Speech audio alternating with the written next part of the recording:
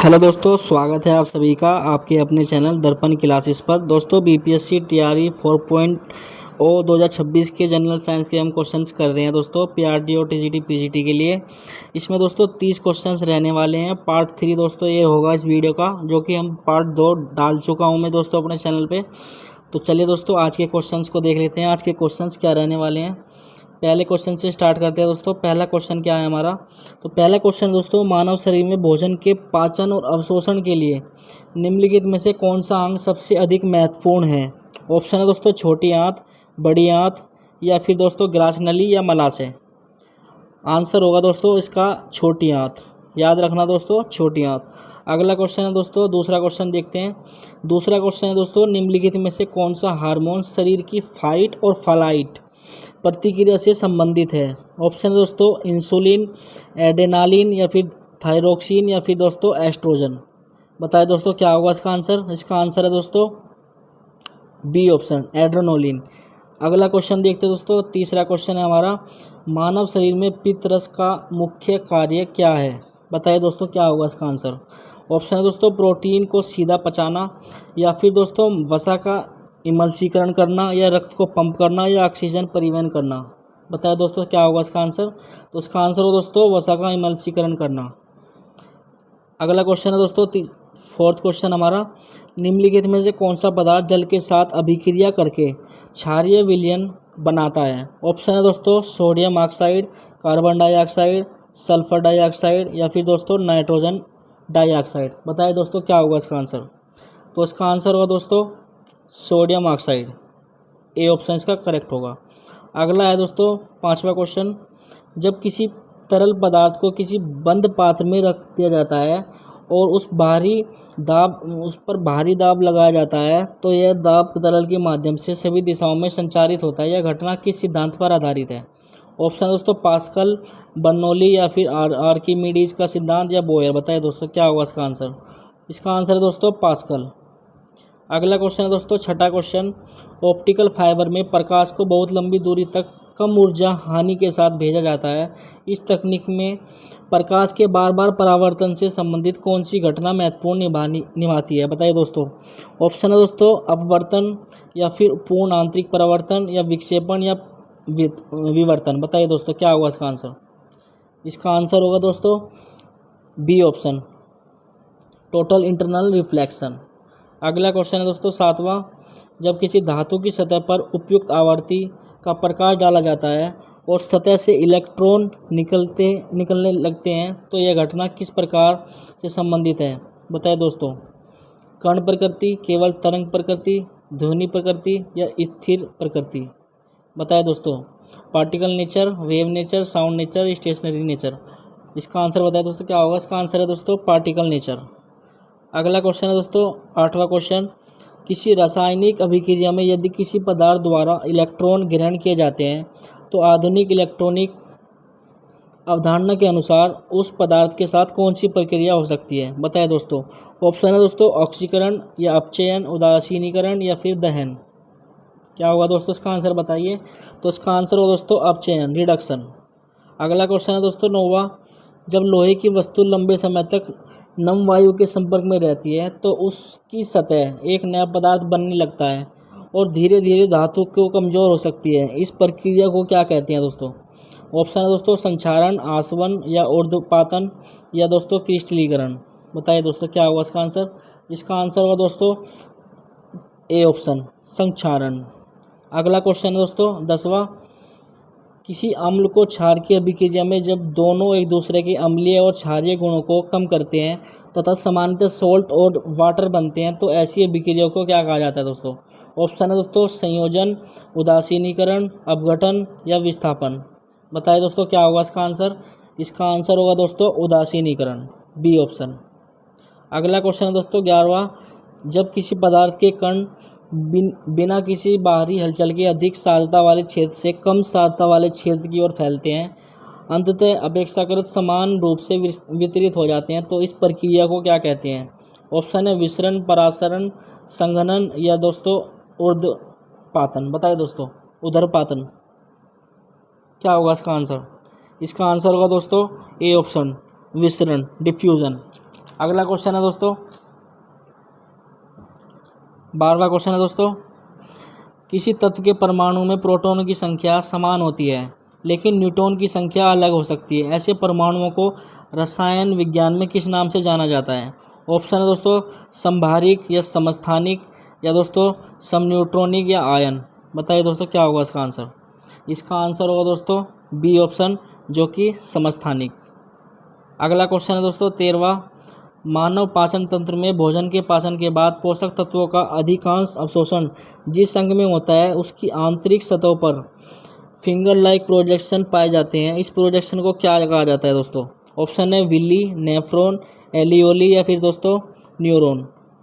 बताए दोस्तों क्या होगा इसका आंसर? तो इसका आंसर होगा दोस्तों विली।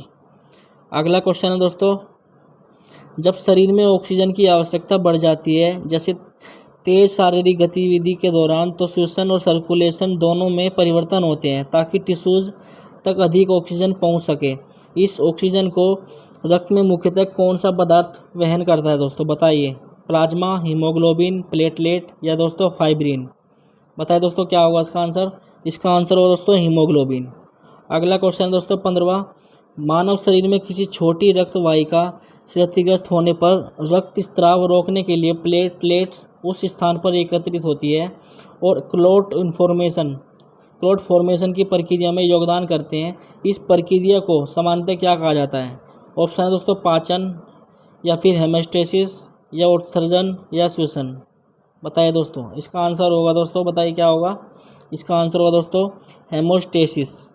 अगला क्वेश्चन है दोस्तों 16वां, मानव शरीर में किडनी केवल यूरिन बनाने का कार्य नहीं करती बल्कि ब्लड को फिल्टर करने, पानी और इलेक्ट्रोलाइट्स का संतुलन बनाए रखने तथा नाइट्रोजनस वेस्टेज को हटाने में भी महत्वपूर्ण भूमिका निभाती है।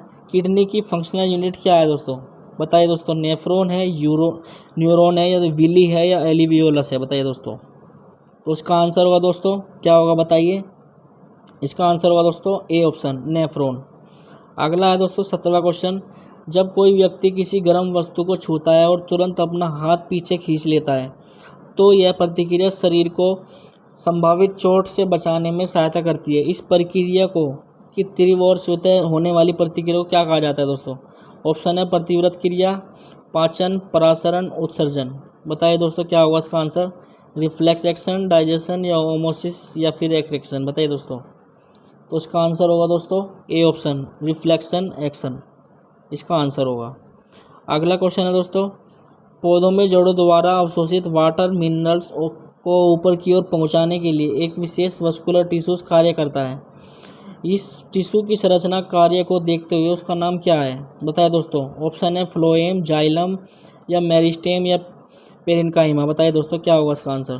तो इसका आंसर होगा दोस्तों जाइलम, याद रखना जाइलम। अगला है दोस्तों 19वां क्वेश्चन, मानव शरीर में नर्वस सिस्टम को संदेशों का तीव्र संचार करने के लिए स्पेशलाइज्ड सेल की आवश्यकता होती है। ये सेल्स इलेक्ट्रिकल और केमिकल सिग्नल के माध्यम से इन्फॉर्मेशन को एक स्थान से दूसरे स्थान पर पहुंचाते हैं। इन्हें क्या कहा जाता है दोस्तों? बताइए। ऑप्शन है दोस्तों न्यूरॉन, प्लेटलेट्स या फिर एरिथ्रोसाइट या दोस्तों एडिपोसाइट। बताइए दोस्तों क्या होगा इसका आंसर? तो इसका आंसर होगा दोस्तों न्यूरॉन, याद रखना दोस्तों। अगला क्वेश्चन है दोस्तों 20 क्वेश्चन, जब कोई पौधा एक दिशा से आने वाले प्रकाश के कारण अपनी सूट को उस प्रकाश स्रोत की ओर मोड़ता है तो इसमें ग्रोथ हार्मोन का असमान वितरण ग्रोथ को प्रभावित करता है। इस प्रकार की प्लांट रिस्पॉन्स को क्या कहा जाता है दोस्तों? जियोट्रोपिज्म या फोटोट्रोपिज्म या हाइपोट्रोपिज्म या केमोट्रोपिज्म। बताइए दोस्तों क्या होगा इसका आंसर? इसका आंसर होगा दोस्तों बी ऑप्शन, फोटोट्रोपिज्म।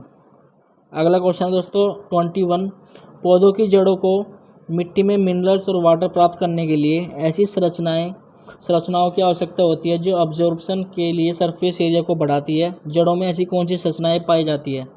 बताए दोस्तों, जड़रोम, रूट हेयर्स या रंध्र, स्टोमेटा या विल्ली या सीलिया। क्या होगा दोस्तों इसका आंसर? बताइए दोस्तों। इसका आंसर होगा दोस्तों ए ऑप्शन, जड़रोम, रूट हेयर्स, याद रखना दोस्तों। अगला क्वेश्चन है दोस्तों 22वां, जब कोई पदार्थ ठोस अवस्था से सीधे गैसीय अवस्था में परिवर्तित हो जाता है और बीच में लिक्विड अवस्था से नहीं गुजरता तो इस अवस्था परिवर्तन को क्या कहा जाता है दोस्तों? ऑप्शन है दोस्तों वाष्पीकरण या दोस्तों सब्लिमेशन या दोस्तों संघनन या गलन। बताइए दोस्तों क्या होगा इसका आंसर। इसका आंसर होगा दोस्तों सब्लिमेशन। याद रखना बी ऑप्शन सब्लिमेशन। अगला क्वेश्चन है दोस्तों, जब किसी गैस को तापमान और उपयुक्त प्रेशर कंडीशंस में रखा जाता है तो उस मॉलिक्यूल के बीच आकर्षण के कारण गैस लिक्विड अवस्था में बदल सकती है। इस प्रक्रिया को क्या कहा जाता है।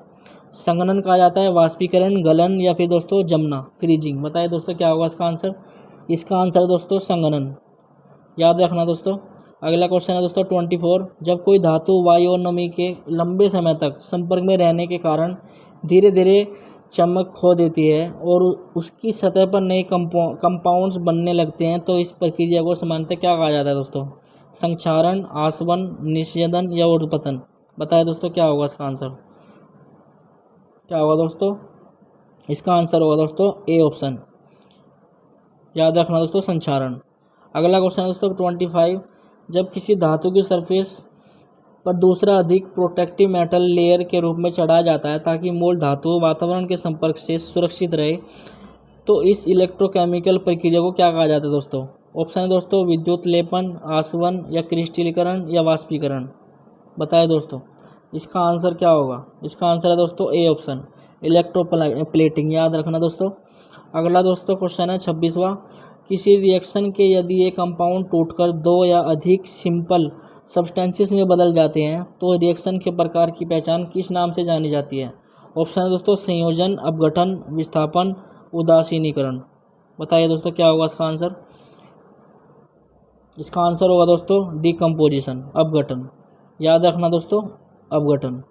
अगला क्वेश्चन है दोस्तों 27वां, जब दो या अधिक पदार्थ केमिकल रिएक्शन द्वारा मिलकर एक नया सिंगल प्रोडक्ट बनाते हैं तो इस प्रकार की अभिक्रिया को किस नाम से जाना जाता है। बताइए दोस्तों संयोजन, अपघटन, विस्थापन या दोस्तों दहन। बताइए दोस्तों क्या होगा इसका आंसर। तो इसका आंसर होगा दोस्तों कॉम्बिनेशन, संयोजन। याद रखना। अगला क्वेश्चन है दोस्तों 28, भोजन में उपस्थित फैट्स डाइजेशन और एब्जॉर्प्शन अधिक प्रभावी बनाने के लिए बाइल सॉल्ट फैट्स को छोटे ड्रॉप्स में तोड़कर उनका सरफेस एरिया बढ़ाते हैं। इस प्रक्रिया को क्या कहा जाता है दोस्तों। इमल्सीकरण, निस्यंदन, परासरण, विसरण। बताइए दोस्तों क्या होगा इसका आंसर। इसका आंसर होगा दोस्तों इमल्सीकरण। याद रखना दोस्तों। अगला क्वेश्चन है दोस्तों 29, मानव रेस्पिरेटरी सिस्टम में हवा के लंग्स तक पहुंचने के बाद ऑक्सीजन और कार्बन डाइऑक्साइड का एक्सचेंज एक विशेष माइक्रोस्कोपिक स्ट्रक्चर में होता है जिसकी दीवार बहुत पतली होती है। स्ट्रक्चर क्या कहलाता है दोस्तों। एल्वियोली, नेफ्रॉन, विली या फिर न्यूरॉन। बताइए दोस्तों क्या होगा इसका आंसर। इसका आंसर होगा दोस्तों ए ऑप्शन एल्वियोली। याद रखना दोस्तों। अगला क्वेश्चन है दोस्तों 30वां, मानव शरीर में जब किसी टिश्यू को ऑक्सीजन की आवश्यकता होती है रेस्पिरेटरी और सर्कुलेटरी सिस्टम मिलकर ऑक्सीजन को लंग्स से टिश्यूज तक पहुंचाते हैं। रक्त में ऑक्सीजन के ट्रांसपोर्ट के लिए मुख्य प्रोटीन कौन सा है दोस्तों। बताएं दोस्तों इसका आंसर क्या होगा। इसका आंसर होगा दोस्तों हीमोग्लोबिन। याद रखना दोस्तों। तो ये थे दोस्तों 30 क्वेश्चंस जो कि बहुत इंपॉर्टेंट क्वेश्चन है दोस्तों, हमारे एग्जाम में पूछे जा सकते हैं। तो अगर वीडियो अगर आपको अच्छी लगी दोस्तों, क्वेश्चंस अच्छे लगे तो लाइक कर देना और चैनल को सब्सक्राइब कर देना। मिलते हैं दोस्तों अगली वीडियो में। Thank you.